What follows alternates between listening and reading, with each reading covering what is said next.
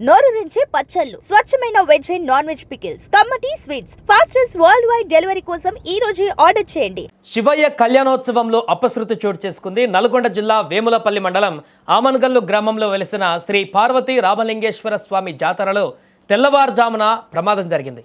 అగ్నిగుండం దాటేటువంటి క్రమంలో జరిగిన తోపులాట వల్ల భక్తులు అగ్నిగుండంలో పడిపోవడంతో అక్కడ ఒక్కసారిగా భయాందోళనలు నెలకొన్నాయి. నల్గొండ జిల్లాలో ప్రసిద్ధిగాంచిన ఆమనగల్లు శ్రీ పార్వతీ రామలింగేశ్వర స్వామి దేవాలయం తమ కోరికలు కోర్చేటువంటి స్వామివారి కళ్యాణోత్సవం చూసేందుకు భక్తులు భారీగా వచ్చారు అక్కడికి. ఇకపోతే స్వామివారి కళ్యాణోత్సవాలలో భాగంగా బుధవారం తెల్లవారుజామున భక్తులు అగ్నిగుండం దాటడం ఆనవాయితీగా ఉంది. తమ కోరికలు తీరాలని, స్వామివారి కృప కలగాలని వందలాది మంది భక్తులు ఈ అగ్నిగుండ ప్రవేశం చేసేందుకు బారులు తీరారు. వేడుక సాఫీగా జరుగుతున్న సమయంలో ఒక్కసారిగా భక్తుల మధ్య తోపులాట చోటు చేసుకుంది. అగ్నిగుండం దాటుతున్న క్రమంలో వెనక ఉన్న వారు ముందుకు నెట్టడంతో ముందున్న భక్తులు నియంత్రణ కోల్పోయారు. ఈ క్రమంలో పలువురు నేరుగా అగ్నిగుండంపై పడిపోయారు.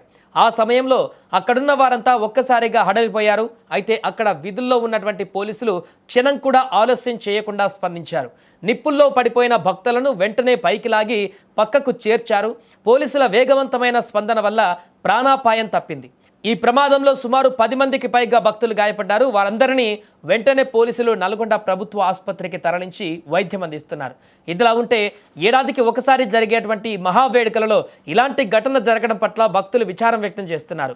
భక్తుల రద్దీని దృష్టిలో ఉంచుకొని క్యూ లైన్లను క్రమబద్ధీకరించడంలో చిన్నపాటి లోపం వల్లే ఈ యొక్క అపశృతి జరిగిందని స్థానికులు అభిప్రాయపడుతున్నారు.